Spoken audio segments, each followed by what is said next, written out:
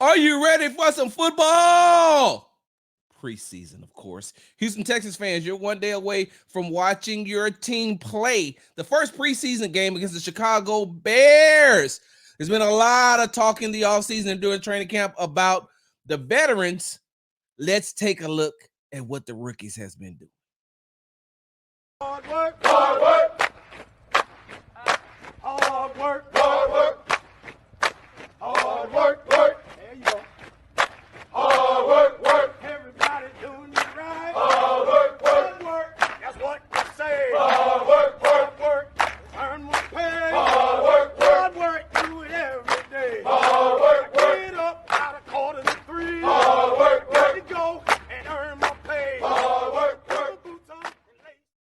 Hey, what's going on, y'all? You're tuning to Sports Talk with Big Sarge. I'm your host, Big Sarge. Make sure you subscribe to my YouTube channel at Big Sarge Media. Make sure you follow me on the socials at Big Sarge Sports with a Z at the end on the app formerly known as Twitter and on IG. Make sure you follow me on the Tick and the Talk at Big Sarge Media. Make sure you're reading all my articles on www.bigsargemedia.com. All right, day 10 concluded for the Houston Texans training camp on Tuesday. Now they have a travel day on Wednesday, and they're leading up to their first preseason game against the Chicago Bears, the Hall of Fame game. Now, I know that a lot of Texans fans are traveling to Canton, Ohio. Be safe. And I know you're really not going to watch the game, but let me start this show just by saying, and I probably will be saying it a lot, congratulations to former Houston Texans wide receiver Andre Johnson for being enshrined into the Pro Football Hall of Fame. I know a lot of Texans fans are traveling up north to make sure, to the Midwest to support Andre and the organization, as he is the first Houston Texans player to be inducted into the Pro Football Hall of Fame. So congratulations, Big Sarge. Salute to that. Now, let's go on the field for a second. Like I said, we know what we're pretty much going to get from quarterback CJ Stroud, from wide receivers Tank Dell, Stephon Diggs, Nico Collins, defensive end, Danielle Hunter, Will Anderson Jr., cornerback, Derek Stingley, tight end, Dalton Schultz, running back, Joe Mixon. Like, we know what we're going to get from offensive lineman Laramie Tunsil. We know we're going to get from offensive lineman Shaq Mason, offensive lineman Titus Howard. But what I have been paying close attention to is the rookies throughout the first 10 practices, because Nick Caserio said that it's going to be hard to make this team. He said this in the offseason. He said it's going to be hard to make this team. And then after the draft, he said that we have a lot of pieces that we can plug and play with. D'Amico Ryan said the rookies got to be ready. We don't have time to wait. There's a lot of depth on this team. There's a lot of competitiveness on this team. They don't have time to wait. So, with that being said, some of these rookies that are in these crowded positions, they're going to have to step up. Now, at a later date, as we get closer to the start of the regular season, which is September the 8th, the first game is against the Indianapolis Colts in Indianapolis. Once we get closer to the first game, we'll talk a little bit more about the undrafted free agents if they make the team and they're still here. So I will not be focusing on the undrafted free agents, rookies that are here, such as running back British Brooks, linebacker Max Tooley, linebacker Tariq Barnes, wide receiver Jaden Janke. We won't be talking about those guys today. I'll strictly be focusing on what I've been seeing from the rookies who were drafted in the 2024 draft class. And I'm going to start on the offensive side of the ball, work myself over to the defensive side of the ball. Let's start out with offensive lineman Blake Fisher. Now, I want to say this, and I've said this on numerous occasions. I've said this on the Texans Tailgate Talk. Hey, make sure y'all watching that. You got to subscribe to the YouTube channel for that. But I've said this on the Texans Tailgate Talk.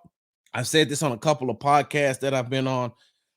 Blake Fisher is filling in at left tackle for Laramie Tunsil, who, by the way, we got a chance to see on Tuesday. We got a chance to see Laramie Tunsil working out on the opposite field from practice, and he looks like he's lost a little weight. I'm pretty sure we won't see him until maybe the third preseason game. We'll probably see him practice leading up to that week.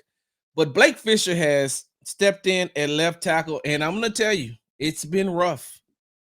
It's like if you had to be thrown into the fire, that's not a fire you want to be thrown into. Like, I'm pretty sure that Blake Fisher probably wanted to be thrown into like one of those little small campfires, maybe a little smoky.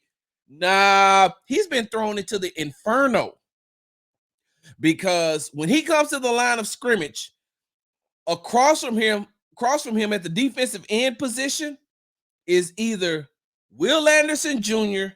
or Danielle Hunter. That is a lot for a rookie who has never taken any snaps in the NFL.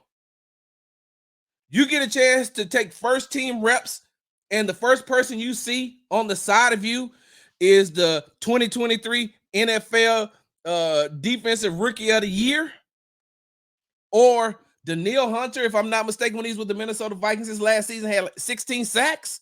Like, that's what you're looking at. You're saying to yourself, damn. So I can't give an honest assessment about Blake Fisher just yet, because he's getting beat a lot, and rightfully so. Danielle Hunter and Will Anderson Jr. are doing what they're supposed to do to a rookie. They're baptizing him by fire. And so as time goes on, once Laramie comes back and once Blake Fisher gets on the second team, going up and getting the second team reps, I want to see how he's going to be able to handle that. But getting these first team reps and going up against Will Anderson and going up against Danielle Hunter is going to help him out a lot. But at this point, sheesh, I've seen CJ move around on numerous occasions, moving away from that left side, because there's so much pressure coming from that side, from Blake Fisher's side. And like I said, he's a rookie. It's going to happen. And especially when you're going up against that type of talent. All right, moving on to running back Jawar Jordan. I've gotten a chance to see him take a couple of third team reps. And I like his explosiveness. I like his gritty and his toughness. I don't see a lot of snaps for him this season on the offensive side of the ball. He may get some run at special teams, but when you're behind Joe Mixon, when you're behind Damian Pierce, and you're even behind Dare Ugumawale, like, you're behind some players who are good and who has experience. And so you're going to have to work your way up to getting some type of reps. Like, I can't see him playing running back and during the regular season unless, there's a lot of injuries. And that's not to take anything away from Jawar Jordan. Watching him and watching the way that he plays, he's very explosive, very explosive. And with his low center of gravity, it's hard to bring him down. So when he bursts through the hole, it's hard for those defenders to try to get a solid hit on him. And even if you do get a hit on him, he's so powerful that he can shake that hit off.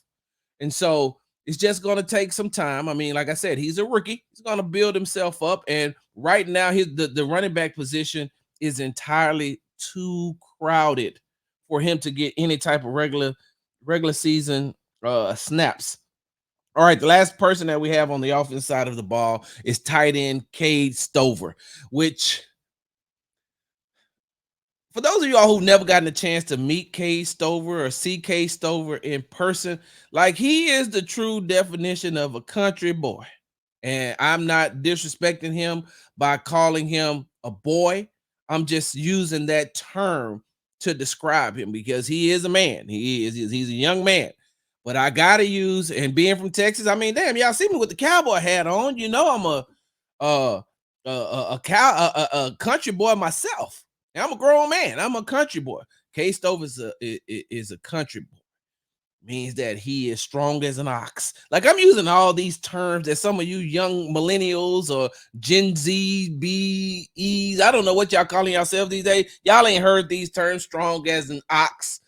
But K Stover is good. And the fact that he's versatile means that he may see some offensive snaps this year behind Dalton Schultz and Brevin Jordan, who, by the way, side note, I know I said I was going to talk about the rookies, but I got to throw a veteran in here right now. Hey, Brevin Jordan is having a really good camp. Brevin Jordan is having a really good training camp. I'm curious to see how he's going to play in these first 2 preseason games, because I'm pretty sure he's going to get a lot of run. I'm pretty sure he's going to get a lot of snaps. I don't see Dalton Schultz taking a lot of snaps. I see Brevin Jordan taking snaps, and probably by the time the second half comes, or even the second quarter, we could possibly see Cade Stover being in the game. And with his versatility, being able to play the tight, you can play him at tight end, or you could flex him out. And what he's been doing in training camp is learning. He's learning. You remember, he hasn't played tight end all his life, so he's still learning the tight end position, and he's with Dalton Schultz, learning a lot. Dalton Schultz speaks highly of him, and so he's still learning that position as well, as far as learning the game speed of the NFL. But he's had a pretty decent camp such far. So far, he's had a pretty decent camp, and I can see them using him sometimes in the regular season. I definitely can see him playing a lot in these first 2 preseason games against the Chicago Bears and the Pittsburgh Steelers. But he is, and like I said earlier, I'm gonna reference back to what I said earlier. General Manager Nick Caserio said, "Hey, it's a lot of depth at some of these positions. Some of these positions are overcrowded." Now, he is playing better than Tegan. I always mess his name up. Hold on. Let me go to where's my little chart where they normally have the things how you could pronounce. Because Tegan's last name, Quateriano, I always mess that up. I apologize, but he's definitely out playing him. All right. I'm about to take a break. When we come back, get to the defensive side of the ball. I know that's something that y'all have been waiting on. We'll be back.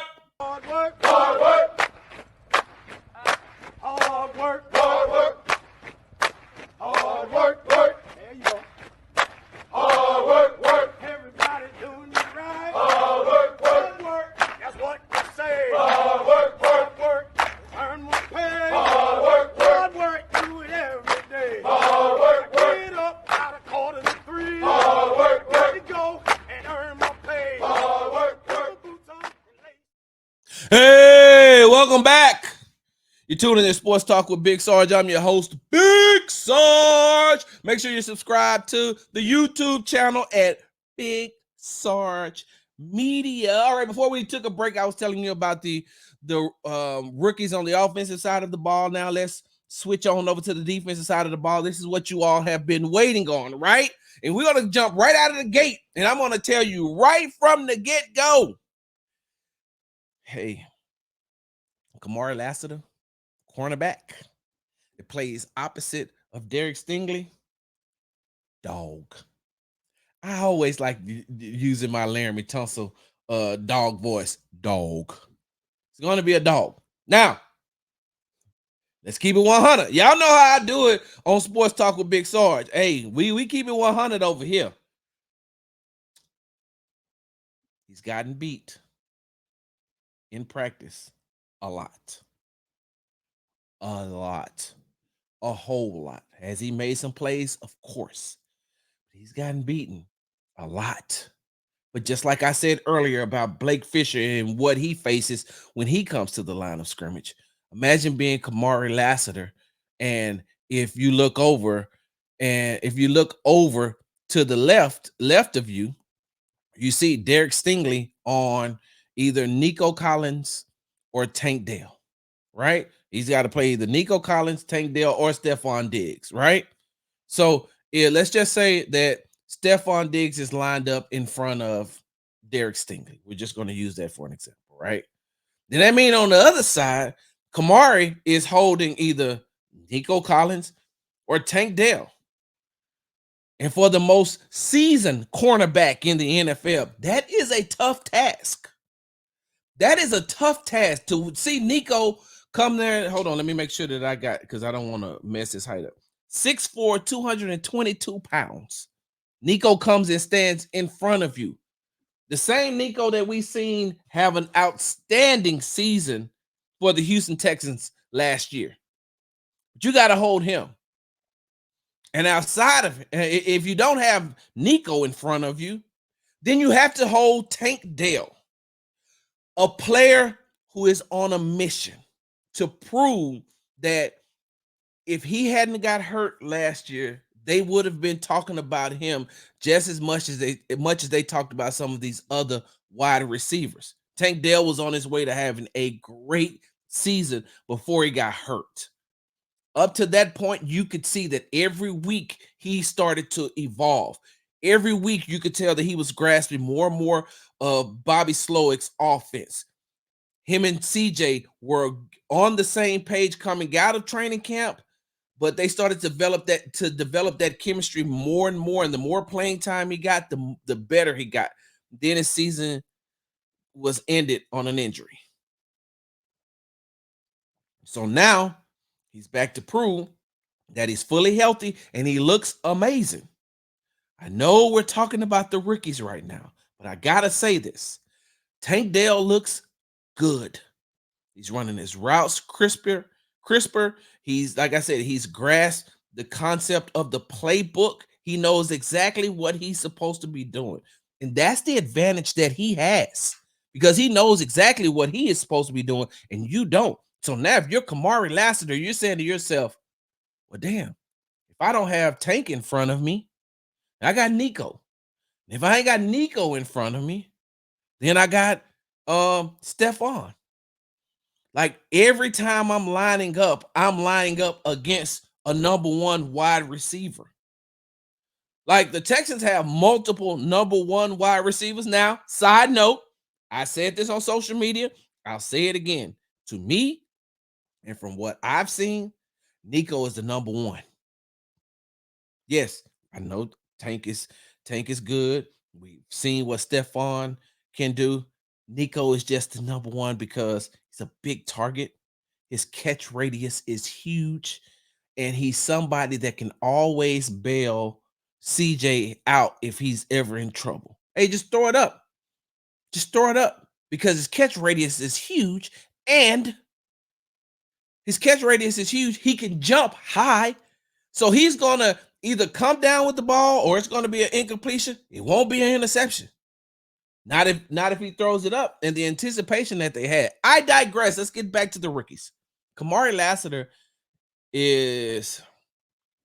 we're at that point now where he is also being thrown into the inferno, and that's only going to help him as the season goes on. On the depth chart, he is slated to be the number 2 cornerback opposite of Derek Stingley. And so more and more reps that he's getting a whole lot better. And he's one of those guys that, hey, look, if you beat him, he's gonna ask you, hey, what did you do? He's gonna go and he's gonna study the film. And from what I could see from day 1 of training camp to day 10 of training camp, I can see that he has been studying. He's been getting with his defensive, his defensive unit. Hey man, how can I get better right here? And you could see him starting not to bite on some of these routes. He started not to get beat so much. So Kamari Lassiter, as time goes on, he's going to improve. He's still getting acclimated to the NFL game speed as well. So Kamari Lassiter is going to be just fine. And I think that with that front seven, that the Texans have, is going to be his advantage because the quarterback is not going to have a very long time to be able to dissect or to pick on him as a rookie. All right, moving over to safety, Kalen Bullock. We got an opportunity to talk to him on yesterday, and he's saying the same thing. You know, it's just he's learning. He's taken some reps with the first unit, but he's been mostly on that second unit, and you know, just like I've been saying, he is learning. He's learning. Now, I said this on Locked On Texans with Cody M. Davis. Man, Cody, we gonna miss you, dog. We gonna miss you, dog. We gonna miss you, dog. I said this with Cody M. Davis and John Hickman on Locked On Texans. I personally think that Kalen Bullock should start at safety. If you're going to play Jalen Petrie at the nickel position, he needs to start because I just talked about that front seven that's going to help Kamari Lassiter. Well, what do you think it's going to do for a safety? Got everything in front of him. And that quarterback is not going to have time to say there's a rookie at safety that I probably could pick on. But I got to have the time. And I don't think you're going to have the time because even with Jalen Petrie at the nickel position blitzing, you're not going to have the time that you think that you're going to have.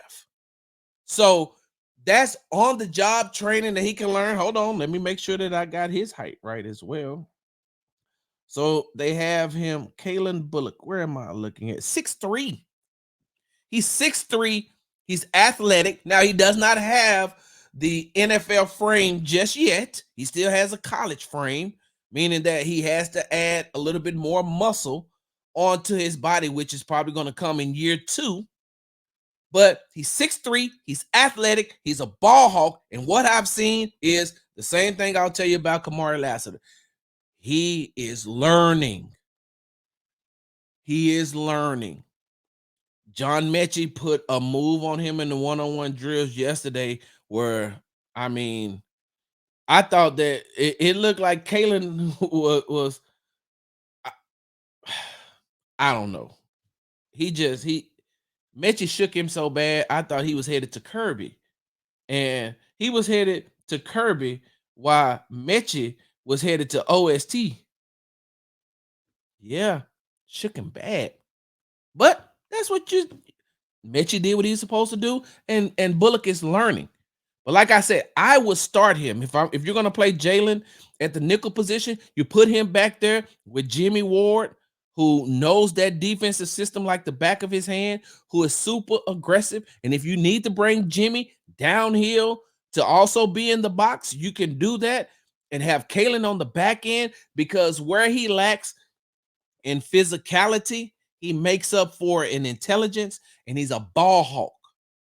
And what I've seen as time has gone on, he's gotten better and better and better. And so, especially with Lassiter and Bullock, I can see them getting a lot of playing time. I can see them getting of course, Kamari. He's going to get a lot of regular season snaps.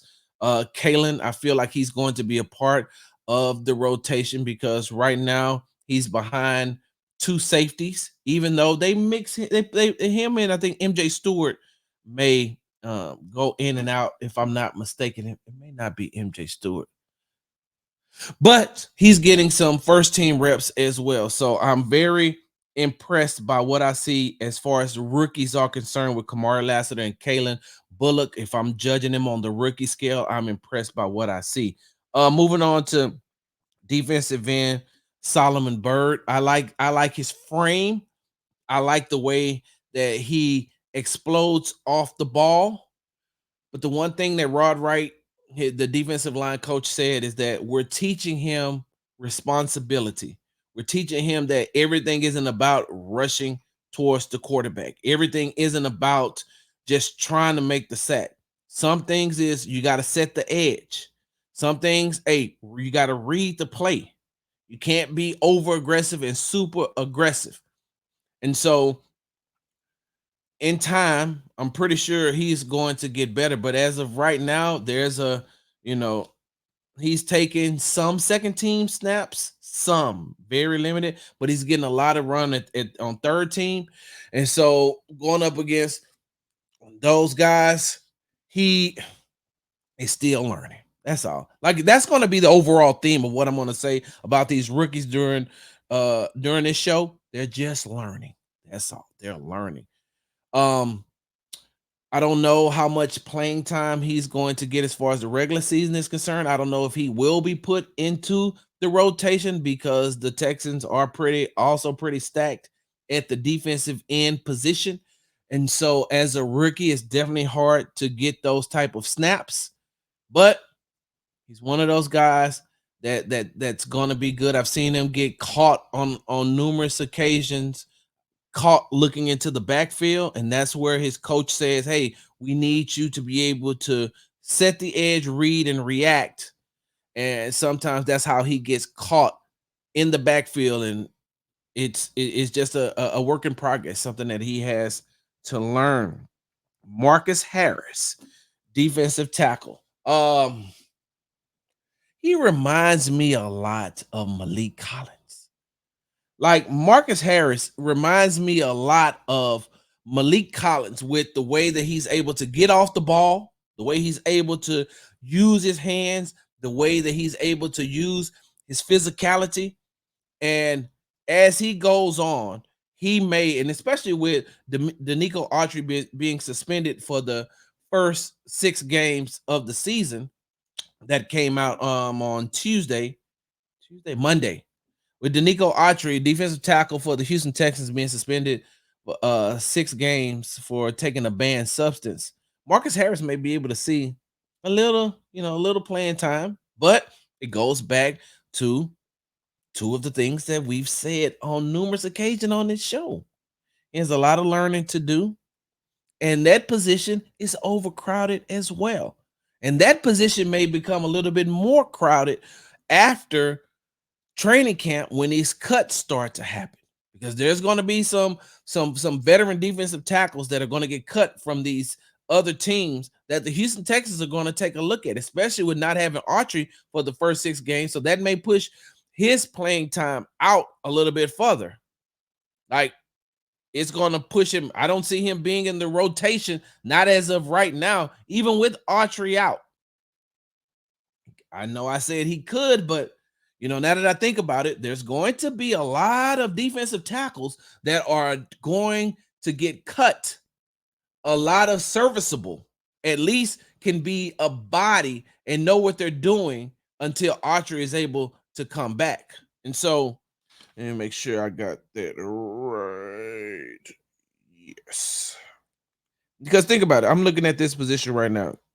So outside, and I'm talking about I said Danico Autry, didn't I? Danico Autry plays defensive end. Goodness gracious alive. Yeah. So back to Marcus Harris, right? The defensive tackle position. No. Oh, hold on. I got that right. What am I doing? You know what? It's early in the morning, y'all. I've been up since 2:30. I got that right. Autry was playing defensive tackle. What am I doing? I'm looking at this freaking roster and I said, whoa.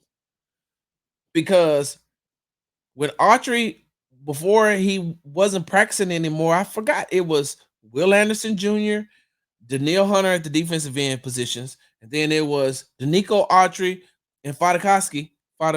Make sure I got his name right. Yes, Fadakowski in the middle. I'm tripping. I got it right. I'm back. Look at that. Sarge is back. So Marcus Harris is gonna. This rookie season may be rough for him. He may be able to get, maybe some special team reps, especially with the new rules and special teams. He may be able to get, some special teams reps on punt and punt return. Punt and punt return, but that's an overcrowded position, and it's going to get more crowded, I believe. I asked head coach D'Amico Ryans about that on Tuesday, about the evaluation process going forward, not having Autry. And he says the evaluation process between him and Nick is not going to change, but you're going to have to see that they're going to continue doing what they're doing. Now, you have to believe that without Autry being there, that they are looking for defensive tackle replacements that they can slide in there to play until they get back. Marcus Harris may even be on the practice squad, just like Solomon Byrd might be on the practice squad. All right, last rookie that I have is rookie linebacker Jamal Hill. An opportunity to speak to Jamal Hill.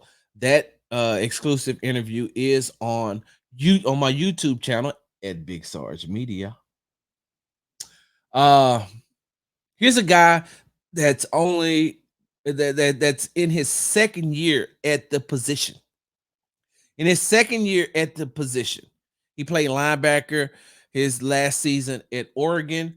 The Texans drafted him as a linebacker. And so this is only 2 years in. I asked him what was the difference in playing linebacker in college and playing linebacker in the NFL. And he said that the linemen are faster. The linemen are faster. So between him having to deal with that, between him having to deal with learning the game speed, with him still learning the position, and another position that is overcrowded. When you got Azeez Al-Shaair, Christian Harris, you have Henry Toa, you got Jake Hansen. I don't know how much playing time Delshawn Phillips is going to get, but you got him at the position. So what we have to see is how quickly he's going to continue to pick up the system. These first 2 preseason games are going to say a lot about how far he has come. But the advantage that Jamal Hill has on his side is not only does he have Azeez Al-Shaair in his position group, not in the room, not only can he learn from him, but he has D'Amico Ryans, a former NFL linebacker, a very good linebacker at that, as his head coach. And so he's able to pick up those tidbits from him as well. Now, during training camp, of course, he's still learning the position. There's a lot of times he's been out of position. There's a lot of times he's made some plays too, especially in the run game.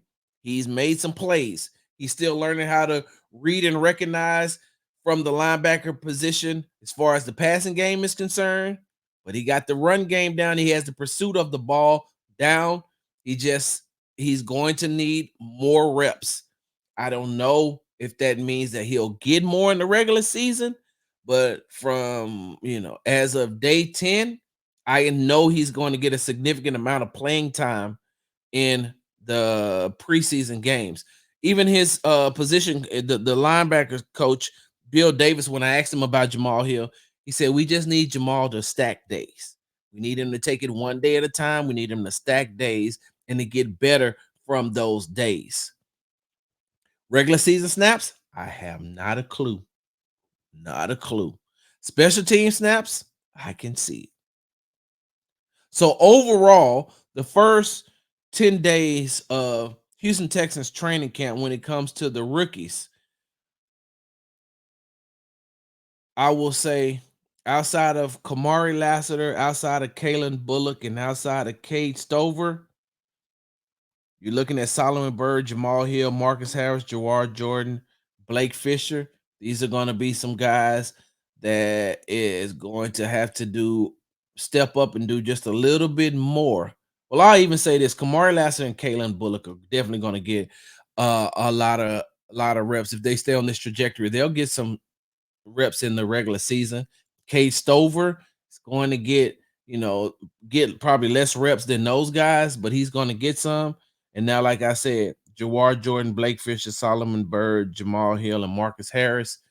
These first 2 games are going to be very crucial for them. The first 2 games and the last game, because I don't see any of the starters and the backups playing in those games. So there you go. Once again, I want to send a special shout out to former Houston Texans wide receiver Andre Johnson for him being inducted into the NF Pro Football Hall of Fame. Big Sarge. Salute. Good luck to the Texans on Thursday. Make sure you are subscribed to my YouTube channel at Big Sarge Media, because I will do a recap from the first preseason game. All right, y'all. I got to get out of here. I got some errands to run. I also have some articles to finish, some exclusive articles. I got an article coming on cornerback Jeff Okudah and his road to redemption. I have another article that's, you know what, I'm not going to tell you that.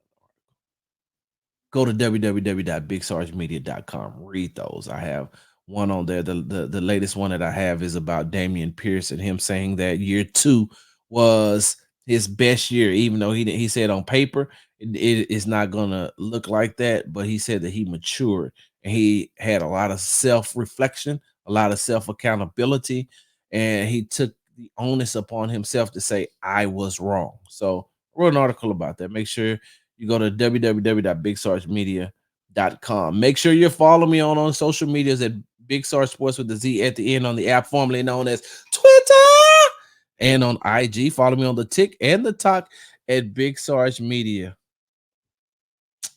This was fun. Hey, we should do this thing again, y'all. I'm out. Hard work.